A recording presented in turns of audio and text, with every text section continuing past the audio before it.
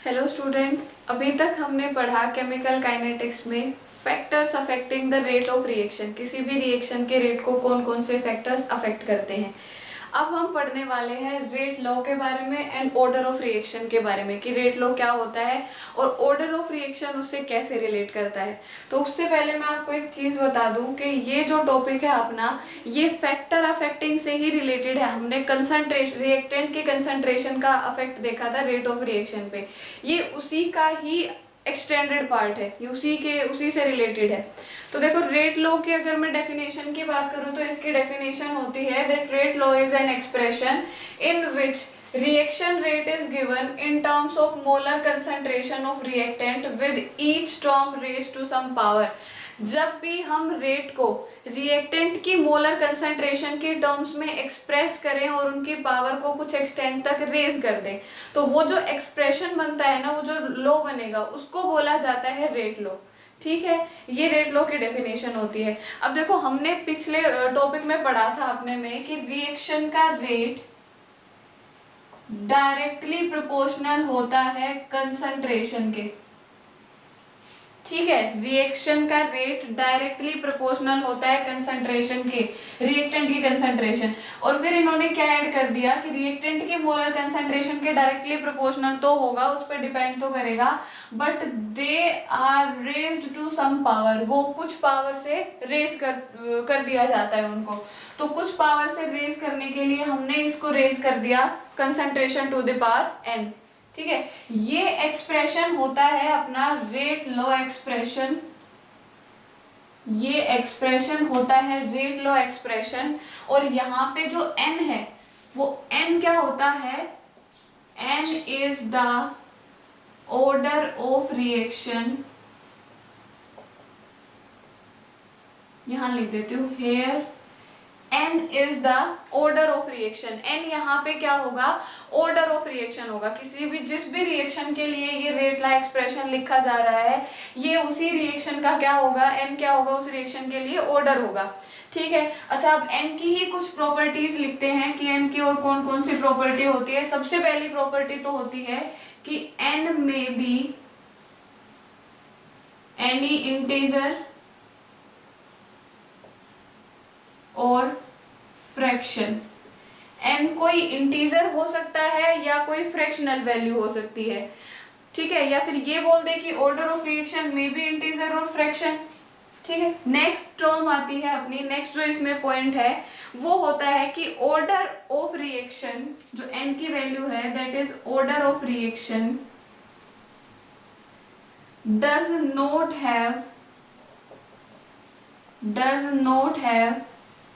any relation with stoichiometric coefficient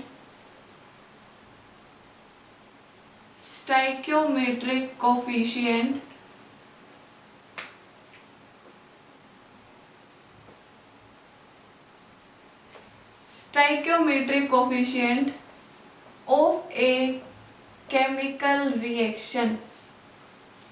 okay, order of reaction का chemical reaction के stoichiometric coefficient से कोई relationship नहीं होता, मतलब उस पर डिपेंड नहीं करता ये।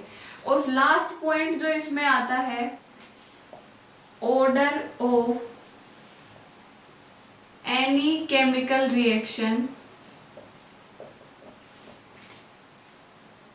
Can only be calculated experimentally।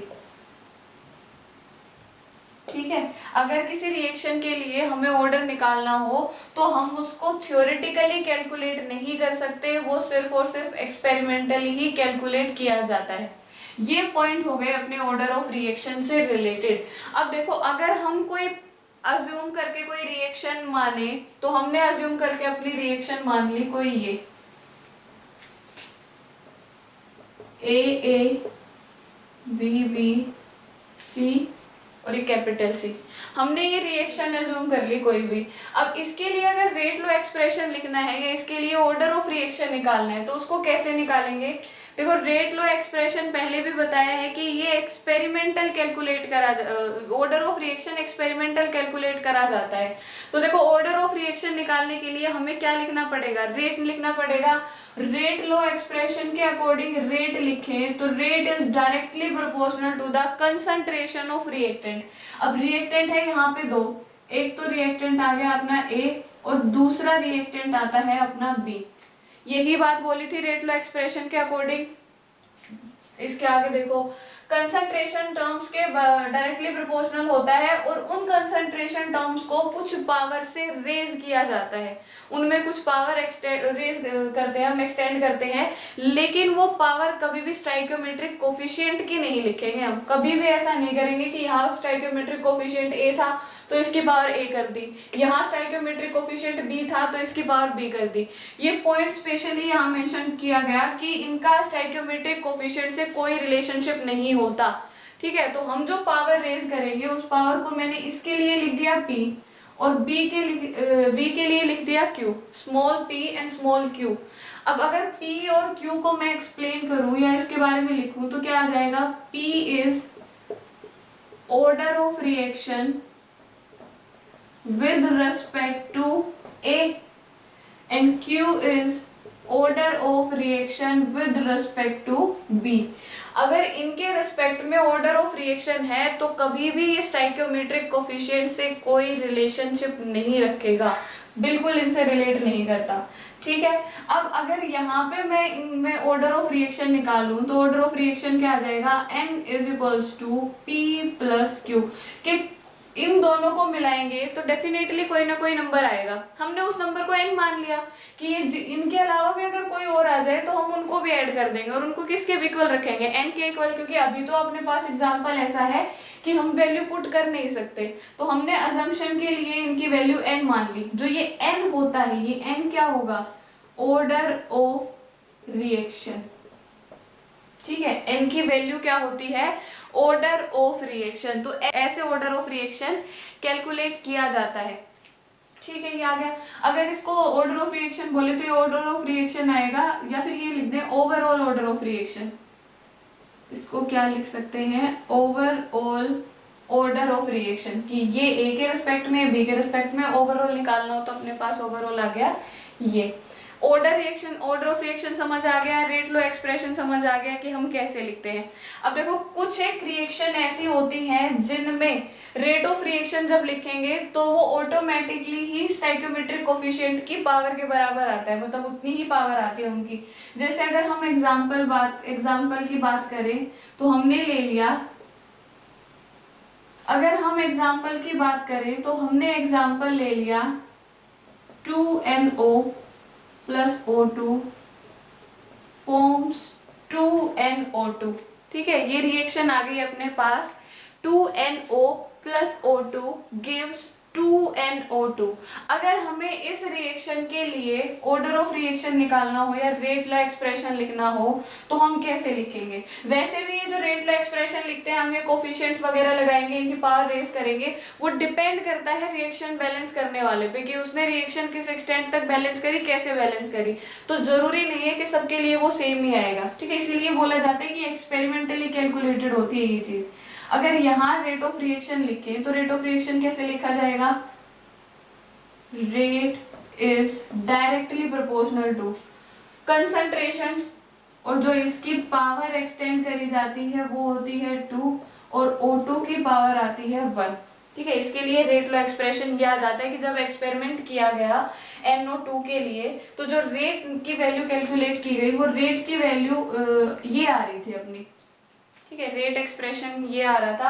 अब अगर यहाँ देखें तो एक तरीके से स्टाइकियोमेट्रिक कोफिशिएंट के ही बराबर आ गया कि जो स्टाइकियोमेट्रिक कोफिशिएंट था उतनी ही इनकी पावर, कंसंट्रेशन की पावर रेज कर दी, हमने कोई चेंज नहीं करा।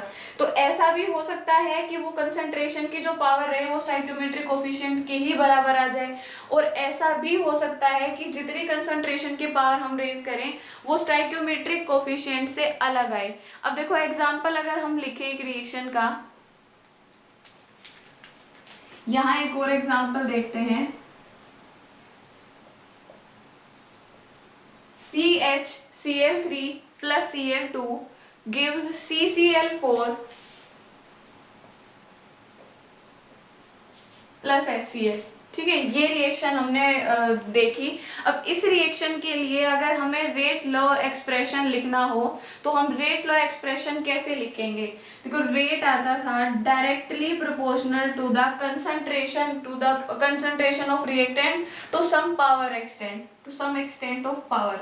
अब कंसंट्रेशन ऑफ रिएक्टेंट लिखेंगे CHCl3 ये, और यहाँ Cl2 की लिखी जाती है ये, कि एक्सपेरिमेंटली जब ये कैलकुलेट किया गया तो एक्सपेरिमेंट से इनकी वैल्यू आई ये।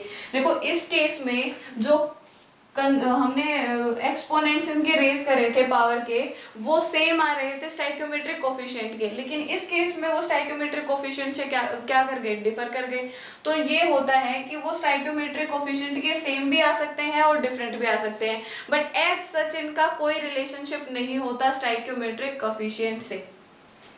ये हमने देख लिया एग्जाम्पल, आप सबने नोट कर लिया था। आप देखो, इसके बाद अगर हम इनको और सोल्व करें, क्योंकि किसी भी इक्वेशन में प्रोपोर्शनलिटी का निशान या proportionality symbol as it is थोड़ी रख सकते हैं, उसको क्या किया जाता है, फर्दर सोल्व किया जाता है। तो अगर हम इस रिएक्शन में प्रोपोर्शनलिटी सिंबल को या प्रोपोर्शनलिटी कांस्टेंट को आगे फर्दर सोल्व करें तो ये कैसे लिखी जाएगी? हम रिएक्टेंट के लिए, रिएक्टेंट के केस में रेट ऑफ रिएक्शन क्या लिखते थे कि ये rate of reaction is directly proportional to the concentration to the power n। अगर इस कंसंट्रेशन से पहले जो प्रोपोर्शनलिटी कांस्टेंट है मैं उसको k से रिप्लेस कर दूं तो भी कोई प्रॉब्लम नहीं। इस प्रोपोर्शनलिटी के निशान को किससे रिप्लेस कर दिया? k से रिप्लेस कर दिया। अच्छा, इस केस में अगर मैं करने लगूं तो मैं क्या लिख सकती हूँ? Rate is equal to k multiply a to the power p and b to the power q। ठीक है, ऐसे लिख सकती हूँ। जो ये k की वैल्यू k होता है ना अपना, ये k होता है रेट कांस्टेंट, k होता है रेट कांस्टेंट। यहाँ पे भी k क्या रहेगा? Rate constant. दोनों ही जगह इस k को बोला जाता है रेट कांस्टेंट। रेट कांस्टेंट के नाम से भी जाना जाता है, इसको वेलोसिटी कांस्टेंट के नाम से भी जानते हैं, और दूसरा इसको स्पेसिफिक रेट भी बोला जाता है। ठीक है, इनको 3 नाम से जाना जाता है, rate constant, velocity constant and specific rate. ये हो गया अपना रेट कांस्टेंट। अब किसी भी रिएक्शन के लिए रेट कांस्टेंट हम इजीली लिख सकते हैं। फॉर एग्जांपल, अगर इस रिएक्शन के लिए मैं रेट कांस्टेंट को इंसर्ट करूं तो प्रोपोर्शनलिटी के सिंबल की जगह k आ गया, आगे क्या आया? NO to the power 2 and O to the power 1। ये k क्या आ गया? Rate constant. ठीक है। अच्छा, रेट कांस्टेंट से पहले आप लोगों को एक चीज थोड़ी सी और बता देती हूँ कि हम जब ऑर्डर ऑफ रिएक्शन निकालते हैं तो वो किसकी हेल्प से निकाला जाता है? रेट लॉ एक्सप्रेशन की हेल्प से निकाला जाता है। And it is very clear कि रेट लॉ एक्सप्रेशन या ऑर्डर ऑफ रिएक्शन एक्सपेरिमेंटली करे जाते हैं। ये थ्योरेटिकली कैलकुलेटेड वैल्यू नहीं होती, थ्योरेटिकली कैलकुलेटेड पार्ट नहीं होता, क्योंकि वो डिपेंड करता है पर्सन टू पर्सन कि हम उस रिएक्शन को जो हमें दी हुई है उसकी बैलेंसिंग किस तरीके से करते हैं। तो स्टाइक्योमेट्रिक कोफिशिएंट सबके लिए क्या रहेंगे? डिफरेंट रहेंगे। तो वो एक्सपेरिमेंटली कैलकुलेटेड पार्ट है अपना। अच्छा, दूसरी बात अब क्या बताएंगे कि हम रिएक्शंस के बारे में अगर देखें तो अगर कोई रिएक्शन सिंगल स्टेप में हो रही है, दैट मीन्स वो क्या आ जाएगी? Elementary reaction. उनको बोला जाता है एलिमेंट्री रिएक्शन। ठीक है, उनको क्या बोलेंगे? Elementary reaction. अगर कोई रिएक्शन सिंगल स्टेप में एग्जिस्ट कर रही है, और तो सिंगल स्टेप में एग्जिस्ट करने वाली रिएक्शन के लिए तो रेट लॉ एक्सप्रेशन लिखना सिंपल है। हम अपना जो भी एक्सपेरिमेंटली वैल्यू आई उसको वैसे वैसे अरेंज करके लिख देंगे, कंसंट्रेशन टू द पावर करके। अच्छा, जब कोई रिएक्शन एक से ज्यादा स्टेप में एग्जिस्ट कर रही हो तो उनके लिए रेट लॉ एक्सप्रेशन कैसे लिखेंगे? क्या सभी स्टेप के लिए लिखा जाता है? पहली बात तो उन रिएक्शन को बोला जाता है कॉम्प्लेक्स रिएक्शन, ऐसी रिएक्शन जो एक से ज्यादा स्टेप में एग्जिस्ट कर रही हो। और जब कॉम्प्लेक्स रिएक्शन की बात आए तो हम हमेशा रेट उस स्टेप का डिटरमाइन करते हैं जो स्लो स्टेप होती है। ठीक है। स्लो स्टेप का रेट डिटरमाइन करना पॉसिबल भी होता है, उस पर एक्सपेरिमेंट करना भी पॉसिबल होता है। तो स्लो स्टेप ही क्या होती है, अपनी रेट डिटरमाइनिंग स्टेप होती है। तो हम रेट भी स्लो स्टेप का कैलकुलेट कर सकते हैं और ऑर्डर भी स्लो स्टेप का कैलकुलेट कर सकते हैं। ठीक है, ये चीज क्लियर हो गई। हमने देख लिया रेट कांस्टेंट, रेट कांस्टेंट कैसे डिनोट करेंगे, क्या क्या और किन किन नामों से इसको जाना जाता है। अब देखते हैं unit of rate constant. Rate constant की यूनिट्स क्या रहेंगी। सबसे पहले अपनी बात की, ये टॉपिक अपना काफी इंपॉर्टेंट होता है, जिनमें बोर्ड्स में, कॉम्पिटिटिव एग्जाम्स में यूनिट ऑफ रेट कांस्टेंट से रिलेटेड क्वेश्चन पूछे जाते हैं। तो देखो, अभी तक हम क्या देखते आए थे कि अगर हम किसी भी रिएक्शन के लिए रेट लॉ एक्सप्रेशन लिखे तो उसको लिखा जाता है ऐसे, that rate is equal to K and concentration to of reactant to the power n। n होता है ऑर्डर ऑफ रिएक्शन, k होता है रेट कांस्टेंट। अब अगर हमें रेट कांस्टेंट की यूनिट निकालनी है तो यहां से रेट कांस्टेंट की वैल्यू क्या आ गई, rate divided by concentration to the power n, ये आती है।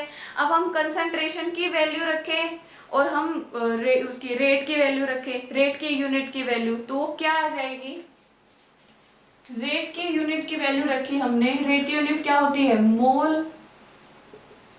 पर लीटर पर टाइम, और कंसंट्रेशन की यूनिट क्या होती है, मोल पर लीटर, और इसकी पावर क्या है, n। इस n वाली पावर को हम ऊपर ले जाएं तो अपनी क्या बन जाएगी यूनिट, मोल पर लीटर। यहाँ पावर 1, यहाँ ऊपर जाएगा तो पावर हो जाती है -1, तो उसको इकट्ठा करके लिख देते हैं -1, and this is already present which is time inverse. ठीक है, तो ये आ जाती है अपनी k के लिए यूनिट, मोल पर litre to the power 1 - n and time inverse. Important होती है ये। और यहाँ पे n क्या होता था, ऑर्डर ऑफ रिएक्शन। हमने देखा था ये n की वैल्यू ऑर्डर ऑफ रिएक्शन होती थी। अब देखो, ऑर्डर ऑफ रिएक्शन हमें पता है, हमें जनरल रेट कांस्टेंट की यूनिट पता है कि जनरल रिएक्शन में अगर रेट कांस्टेंट की यूनिट कैलकुलेट करनी हो तो उसको कैसे कैलकुलेट करेंगे। अगर मैं यहाँ n की वैल्यू सब्सटीट्यूट करते चलूं, एक बार तो मैं रखूं 0 तो वो क्या आ जाएगी, जीरो ऑर्डर रिएक्शन। एक बार के लिए रखूं मैं 1 तो वो क्या आ जाएगी, फर्स्ट ऑर्डर रिएक्शन। ऐसे ही second order reaction, third order reaction and so on. तो मैं उन सभी के लिए क्या निकाल सकती हूँ, यूनिट निकाल सकती हूँ रेट कांस्टेंट की। देखो कैसे निकालेंगे। सबसे पहला हमने केस लिया for n is equals to 0, और ये क्या होगी, जीरो ऑर्डर रिएक्शन।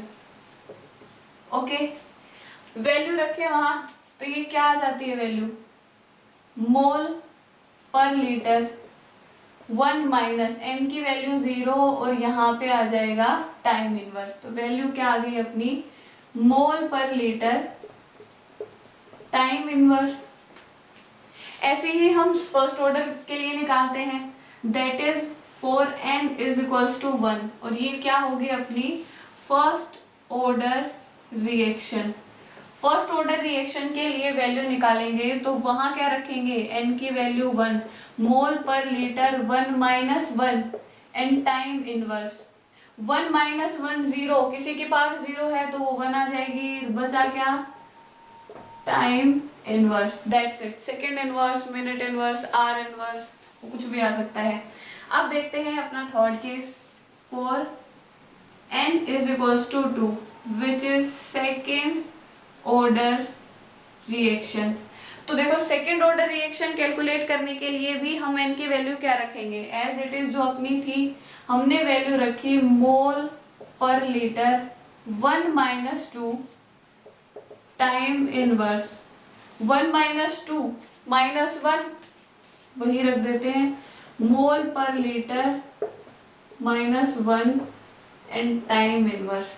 ये आ गई अपनी अलग अलग रिएक्शन के लिए, अलग अलग ऑर्डर ऑफ रिएक्शन के लिए रेट कांस्टेंट की यूनिट।